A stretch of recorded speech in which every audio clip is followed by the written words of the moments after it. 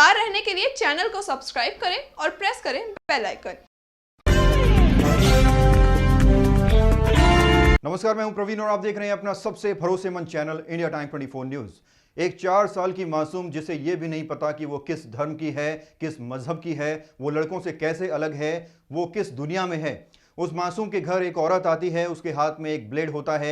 लड़की की माँ उसे समझाती है कि बेटा ये आंटी इसलिए आई हैं ताकि तुम पवित्र रह सको और तुम्हारे शरीर की गंदगी निकाली जा सके। वो मासूम अपनी माँ की बात मानकर चुपचाप जमीन पर लेट जाती है। फिर एक झटके में उसे बेहताशा दर्द होता है। अब उसका खतना किया जा चुका है। अब आप सोच रहे होंगे कि यह खतना होता क्या है।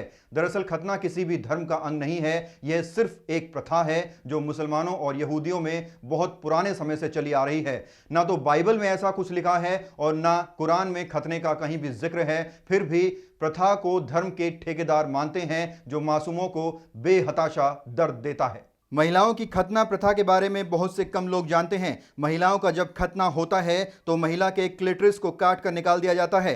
आम भाषा में इस अंग का कोई नाम नहीं है, पर संस्कृत में इसे भग्नशीश कहते हैं। यह महिला के जननांग के ऊपरी भाग में खाल का एक टुकड़ा सा होता है। मुस्लिमों में इस अंग को हराम की बोटी कहा जाता है। मुस्लिमों के द्वारा मनुष्य के किसी अंग को हराम शब्द देना वैसे ही अपने आप में मुस्लिमों का महिलाओं के प्रति उनकी दृष्टि को दिखाता है। महिलाओं का खतना कैसे होता है, इसके प्रकार मुस्लिम समुदाय के अनुसार अलग अलग हैं। सबसे ज्यादा जिस प्रकार का खतना किया जाता है उसमें उनके क्लिटरिस वाले अंग को काट कर निकाल दिया जाता है। आप इस भयावह स्थिति का विचार कर सकते हैं कि महिला के अंग को काटकर निकाला जा रहा हो तो उस समय बच्ची या महिला की शारीरिक वेदना क्या होगी। खतना की प्रथा दुनिया के कई देशों में प्रचलित है। द गार्डियन की रिपोर्ट के अनुसार सोमालिया की लड़कियों के खतने के मामले इस लॉकडाउन के दौरान बेहताशा बढ़ गए हैं, क्योंकि लॉकडाउन की वजह से वो घर पर कैद हैं और खतना करने वाले लगातार घर घर जाकर पूछ रहे हैं कि क्या उनके घर में कोई ऐसी लड़की है जिसका खतना किया जाना है।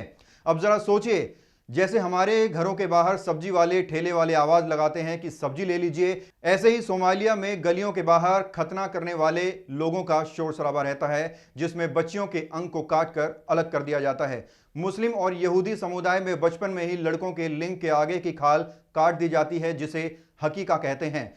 यह तो हुई लड़कों की बात, लेकिन लड़कियों में उनका क्लिटरिस काट दिया जाता है। अभी लेंगे एक छोटा सा ब्रेक और ब्रेक के बाद आपको खतने के संदर्भ में UNFPA की रिपोर्ट क्या कहती है और इसके नुकसान क्या हैं ये बताएंगे।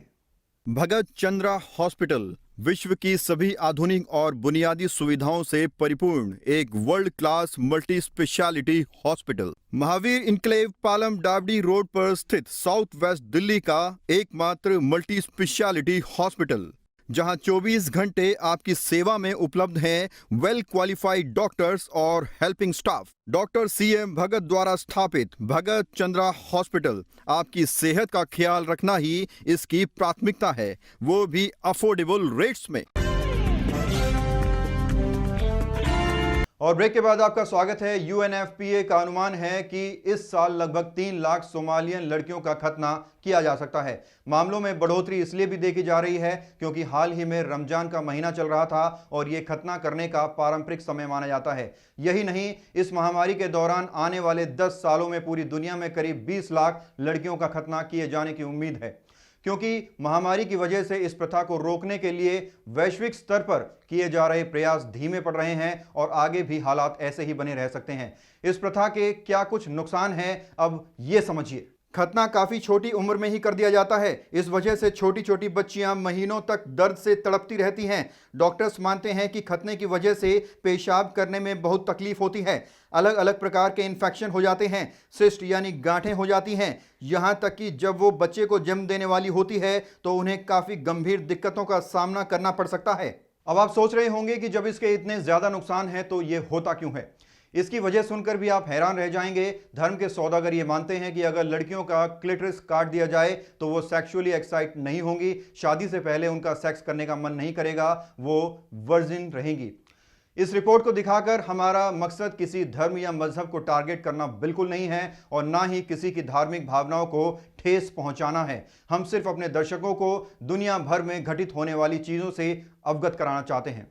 इस खबर में फिलहाल इतना ही। देश और दुनिया की तमाम खबरों के लिए आप बने रहिए हमारे साथ और देखते रहिए इंडिया टाइम 24 न्यूज। नमस्कार। खबरों से खबरदार रहने के लिए चैनल को सब्सक्राइब करें और प्रेस करें बेल आइकन।